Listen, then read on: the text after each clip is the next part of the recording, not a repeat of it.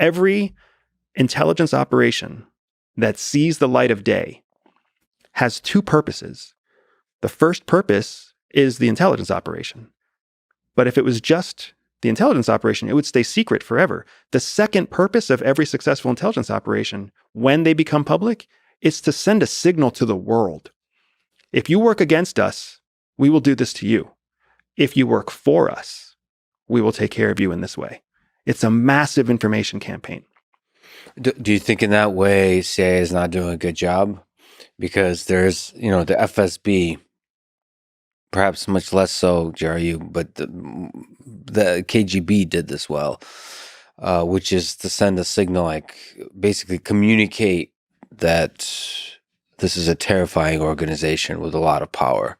And so Mossad is doing a good job of that. Correct. So the psychological information warfare. And it seems like the CIA also has a lot of kind of myths about it, conspiracy theories about it, but much less so than the other agencies. CIA does a good job of playing to the mythos. So when General Petraeus used to be the director of CIA, 2000, and your workout partner, and my workout partner. I read about this. So I loved and hated those workouts with Petraeus because he is a physical beast. He's a strong, fit, at the time, 60-something-year-old man. Let me take a tangent on that because he's coming on this podcast. Oh, excellent, man. So can you say what you learned from the man in terms of, or like what you think is interesting and powerful and inspiring about the way he sees the world, or maybe what you learned in terms of how to get strong in the gym? Yeah. Or anything about life? Two things right away. And one of them I was going to share with you anyway, so I'm glad that you asked the question. So the first is that on our runs, and man, he runs fast, and we would go for 6-mile runs through Bangkok. And he talked openly about, I asked him, how do you keep this mystery, this epic mythology about your fitness and your strength? How do you keep all of this alive with the troops? And he had this amazing answer, and he was like, I don't talk about it.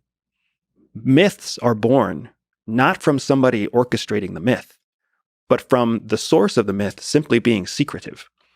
So he's like, I don't talk about it. I've never talked about it. I've never exacerbated it. I just do what I do, and I let the troops talk. And he's like, when it goes in favor of discipline and loyalty and commitment, I let it run. If it starts getting destructive or damaging, then I have my leadership team step in to fix it. But when it comes to the mythos, the myth of him being superpowered soldier, that's what he wants every soldier to be. So he lets it run. And he was fantastic. It was so enlightening when he told me, when there's a myth that benefits you, you just let it go. You let it happen because it gets you further without you doing any work. It costs no investment for you. So the catalyst of the virality of the myth is just being mysterious. And that's what CIA does well. To go back to your first question, what does CIA do? They don't answer any questions. They don't say anything. And wherever the myth goes, whether it's that they sold drugs or used child prostitutes or whatever else, wherever the myth goes, they let it go. Because at the end of the day, everybody sits back and says, wow, I really just don't know.